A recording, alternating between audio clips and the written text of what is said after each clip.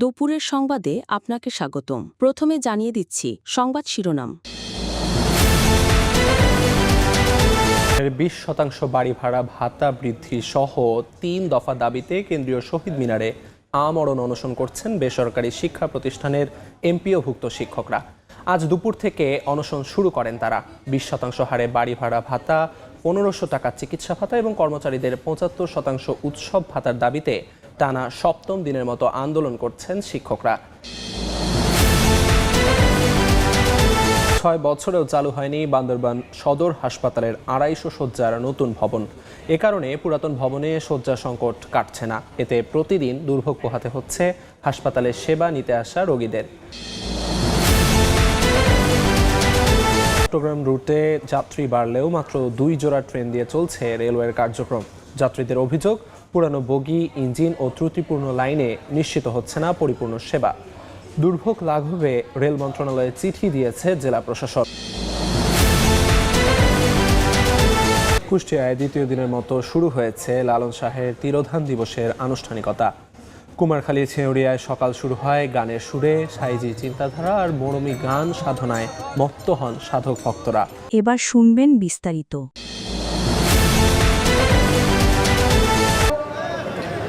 বাড়ি ভাড়া 20%, মেডিকেল ভাতা 1500 টাকা এবং উৎসব ভাতা বৃদ্ধির দাবিতে এমপিওভুক্ত শিক্ষকদের যে অবস্থান কর্মসূচি, সে অবস্থান কর্মসূচি 7ম দিনে গড়িয়েছে। জাতীয় শহীদ মিনারের সামনে তারা অবস্থান নিয়ে আছেন 7 দিন ধরে এবং তাদের যে কর্মসূচি, সে অবস্থান কর্মসূচিটি গতকাল থেকে তারা এই অবস্থান কর্মসূচি থেকেই তারা অনশনের ঘোষণা দিয়েছিলেন এবং এই অনশনের ঘোষণা দেওয়ার পর তারা গতকাল থেকে অনশন কর্মসূচি পালন করে আজ তারা কিন্তু একটু আগে তাদের যে সংগঠন এমপিওভুক্ত শিক্ষা জাতীয়করণ জোট, যে সংগঠনের ব্যানারে তারা এখানে অবস্থান কর্মসূচি করছেন, আন্দোলনটি চালিয়ে যাচ্ছেন। সেই সংগঠনের সদস্য সচিব দেলোয়ার হোসাইন তিনি কিন্তু জানিয়েছেন যে কিছুক্ষণ পরেই তারা কালো পতাকা বিক্ষোভ করবেন। সেই কালো পতাকা বিক্ষোভের মাধ্যমে তারা তাদের সঙ্গে শিক্ষা উপদেষ্টা সিআর আবরার তাদের দাবি দেওয়া মেনে নেননি বা অসৌজন্যমূলক আচরণ করেছেন। সেই অসৌজন্যমূলক আচরণের সঙ্গে কথা বলেছি, শিক্ষকরা আমাদেরকে জানিয়েছেন যদি তাদের দাবি মেনে প্রজ্ঞাপন দেওয়া না হয় তবে তারা যাবেন এবং একই সঙ্গে তাদের মধ্যে থেকে কেউ কোনো শিক্ষকের দাবি তাদের সংগঠনটির কাছে যদি প্রজ্ঞাপন জারি করে তাদের যে দাবিগুলো রয়েছে তাদের মূলত 3টি যদি বিরতিতে সেখানে তাদের যে দায়িত্ব, সেই দায়িত্ব তারা পালন করা থেকে অব্যাহতি নেবেন। তো এটি ছিল আমাদের কাছে সর্বোচ্চ।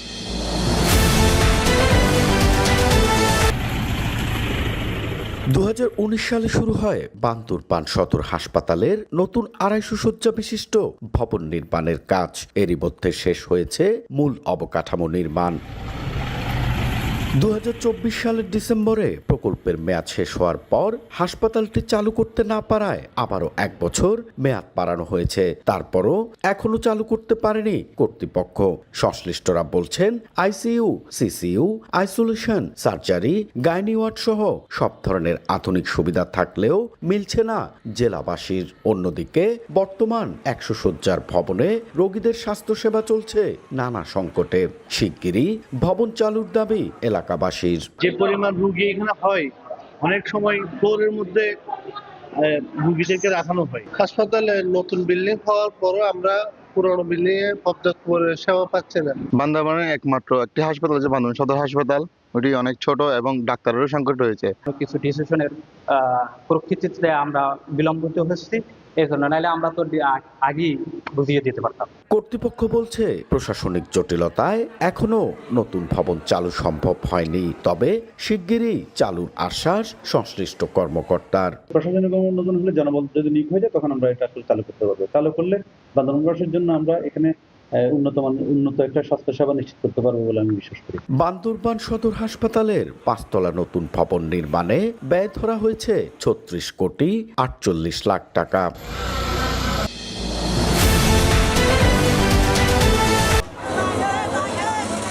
বগিতে জায়গা না পেয়ে জীবনের ঝুঁকি নিয়ে ট্রেনের ছাদে উঠছেন যাত্রীরা।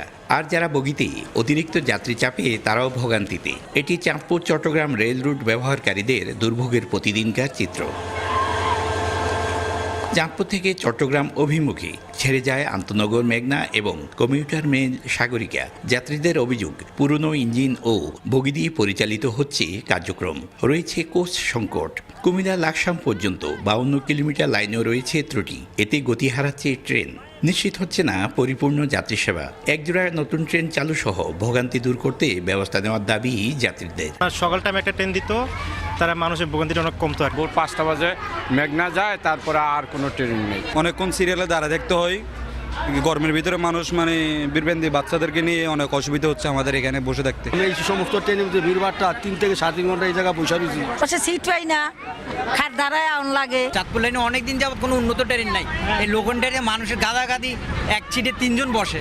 চাহিদা অনুযায়ী ট্রেনের সংখ্যা কম, যাত্রীদের চাহিদা অনুযায়ী চট্টগ্রামে আরেকটি আন্তনগর ট্রেন এবং সিলেটে একটি মেল ট্রেন দিলে যাত্রীর চাহিদা অনুসারে যাত্রী যাতায়াতে স্বাচ্ছন্দ্য বোধ করত। আধুনিক কোচ ও ইঞ্জিন সরবরাহ এবং লাইন সংস্কার সহ যাত্রী ভোগান্তি লাঘবে রেল মন্ত্রণালয়কে চিঠি দিয়েছে জেলা প্রশাসন। আমরা মন্ত্রণালয়কে চিঠি দিয়েছিলাম যে আমাদের লাইনটা সংস্কার করা দরকার, যে 2টা ট্রেন আছে সেইগুলোকেও আধুনিকায়ন দরকার এবং নতুন একটা আন্তনগর ট্রেন দেওয়া দরকার। মন্ত্রণালয় এটা গুরুত্বের সহিত বিবেচনা করছে। এই অঞ্চলের মানুষের কথা চিন্তা করে, রেল সেবার কথা চিন্তা করে হয়তো খুব দ্রুত সময়ের মধ্যেই এই ট্রেন লাইনটা আধুনিকায়ন হবে। চাঁদপুর চট্টগ্রাম রেলপথের দৈর্ঘ্য 180 কিলোমিটার। চাঁদপুর অংশে স্টেশন রয়েছে 10টি।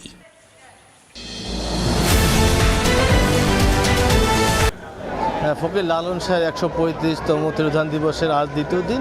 সকাল থেকেই আসলে ফকির লালন শাহের যারা অনুসারী যারা আছেন এবং পর্যটক দর্শকদের যারা আছেন তারা আসলে ছেয়ে গিয়েছে এবং এখানে আসলে তিল ধারণের ঠাঁই নেই ফকির লালন শাহের এই ধামে। এবং এখানে যারা ফকির লালন শাহের যারা অনুসারী যারা আছেন তারা কিন্তু আসলে সকালবেলা গোষ্ঠ গানের মাধ্যমে তারা তাদের অনুষ্ঠান শুরু করেছে এবং সকালবেলা বাল্য সেবার মাধ্যমে তারা দ্বিতীয় পর্ব করছেন এবং এখন কিন্তু তারা প্রস্তুতি নিচ্ছে যে ফকির লালন শাহের জীবনদশায় তিনি যে বাল্য সেবা পূর্ণ সেবার মাধ্যমে তাদের আচরণ শেষ করে তারা কিন্তু পূর্ণ সেবার বিষয়ে তারা কিন্তু এখন প্রস্তুতি গ্রহণ করছে বলে আমরা দেখতে পেয়েছি। তবে এখানে যারা লালন অনুসারী যারা আছে তারা আমাদেরকে জানিয়েছেন যে ফকির লালন শাহকে এই যে তিরোধান দিবস উপলক্ষে কিন্তু সারা বাংলাদেশ থেকে অনেক মানুষ জড়ো হয়েছে আসলে তিল ধারণের ঠাঁই এবং তাদের যে আচার এই যে পালন করার জন্য আসলে অনেক মানুষের ভিড়ে তাদের নানা রকম সমস্যার সৃষ্টি হচ্ছে বলে আমাদেরকে জানিয়েছেন লালন অনুসারী এবং অনুরাগীরা। এবং ইতিমধ্যেই আমি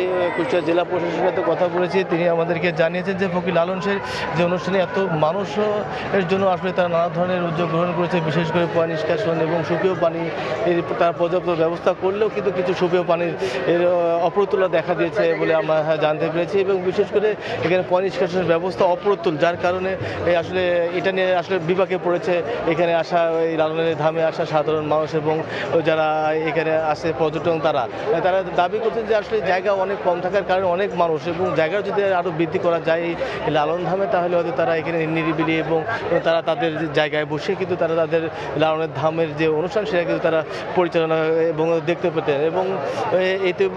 এবং ইতিমধ্যে যে কুষ্টিয়ার যে লালনের ধামের যে মূল অনুষ্ঠান রয়েছে সন্ধ্যার পরে সেখানে কিন্তু লালনের গান প্রচার এবং প্রকাশ করবে লালন একাডেমির পক্ষ থেকে। তো কুষ্টিয়ার ফকির লালন শাহের ধাম থেকে 135তম